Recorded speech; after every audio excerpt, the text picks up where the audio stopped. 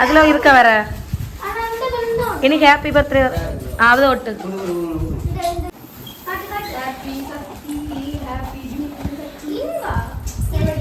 Service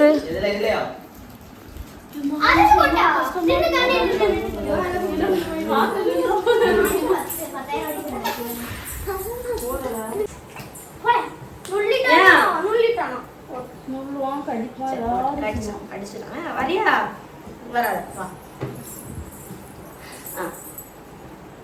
அடி கொடுக்குமா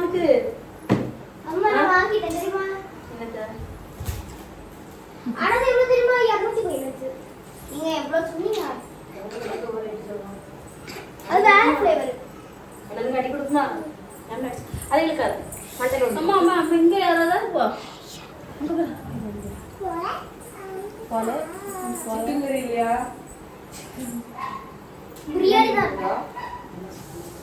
case தீர்ந்து போச்சு காலைல அடுப்புல வச்சோடனே தீர்ந்து போச்சு அப்புறம் மேல பேசிட்டு இருந்தேன்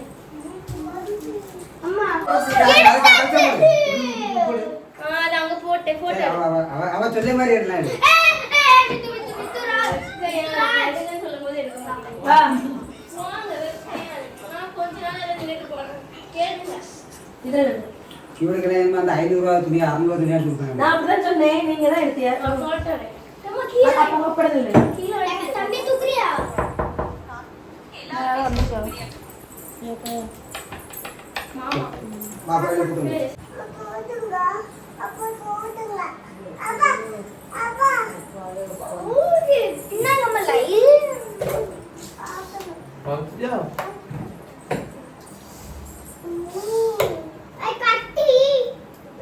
நீ வெட்ட போறதுல நீ வெட்ட மாட்டா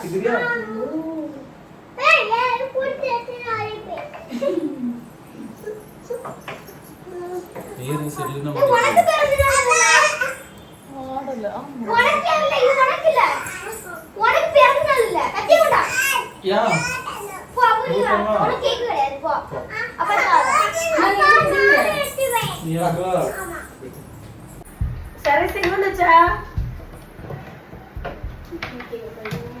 பிள்ளைங்குண்டச்சா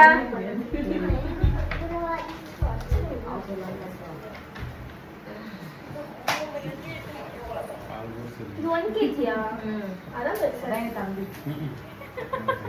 மொட்டை சீவா கெட்ட சீவா கேட்டாச்சி பட்டி பட்டி பட்டி அம்மா சக்தி இருந்து போட்டு பாருங்க நான் துணியை போட்டுட்டு எங்கமா குளிங்க ஹாய் சொல்லு அது தண்ணி நீ கூட கண்ணாடி அந்தேக்கா கேக்கமா கேக்கன கட்ட அவங்க கட்டிங்க எம்மா வெட்டி பாத்துடா 26 இருக்கா கட் பண்ணதுல அப்பா ஆத்து நக்கி நக்கி தின்றாங்க கஷ்ட ஹாய் சொல்லு ஹாய் அம்மா பா சரி ஹாய் சொல்லு ஹாய் சொல்லு हां கேட்டோ ஜாஜா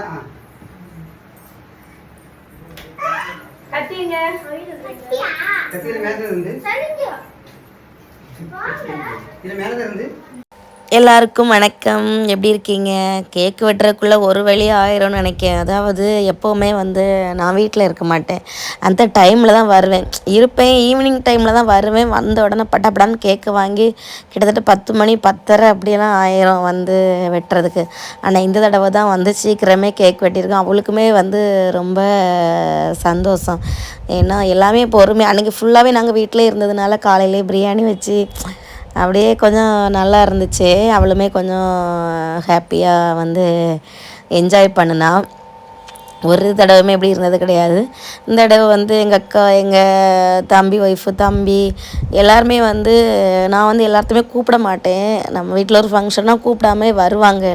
வருஷம் வரக்கூடிய பிறந்தநாள் தானே, அதனால் சும்மா எப்போது நம்ம கூப்பிட்டுட்ருக்க முடியாதுல்ல. ஆனால் கூப்பிடாமலே வரும்போது வந்து அது ஒரு சந்தோஷமாக தான் இருக்குது. ஆனால் என்னென்னா வந்து யாருக்கு பர்த்டேமே, எங்கள் தம்பி பிள்ளைங்களாக இருக்கட்டும், எங்கள் அக்கா பிள்ளைங்களாக இருக்கும், எல்லாத்துக்கும் பர்த்டே வந்தாலுமே நான் நிற்க மாட்டேன். நமக்கு நிகழ்ச்சி இருக்கும், போயிடுவேன்.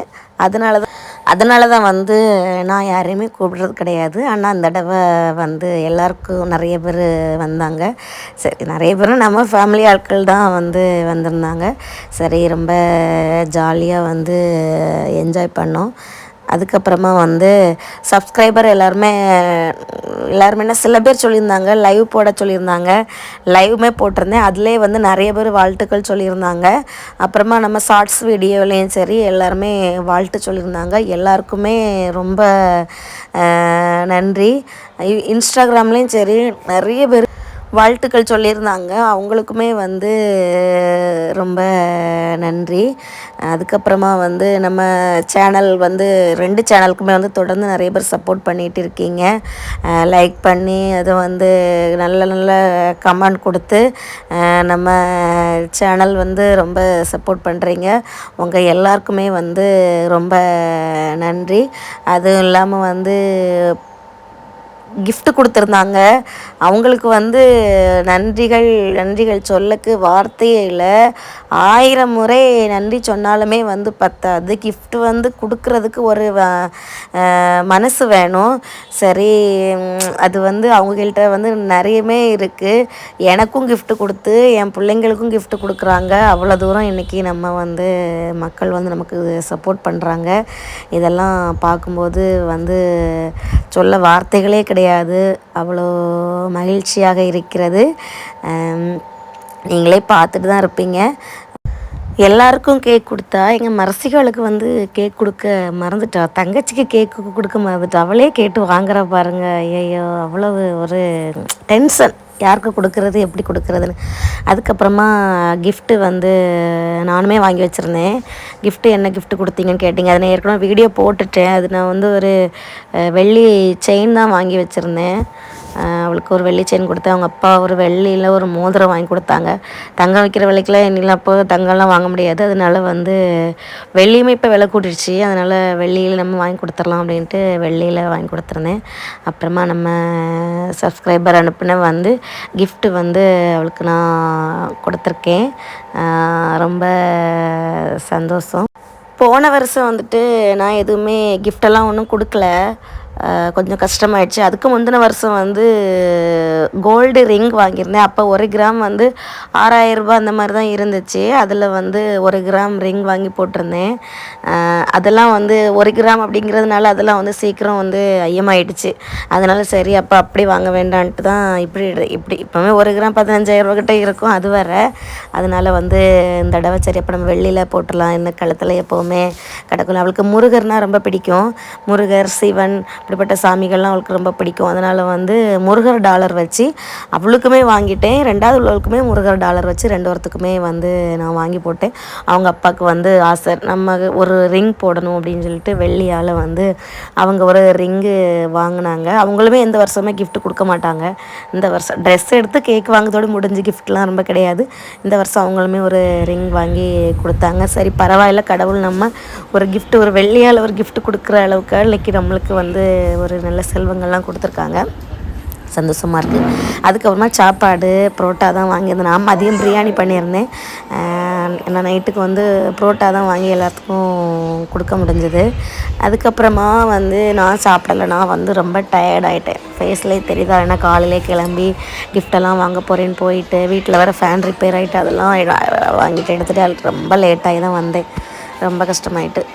இந்த வீடியோ பிடிச்சிருந்ததுன்னா மறக்காமல் லைக் பண்ணுங்கள். டாடா, பாய்.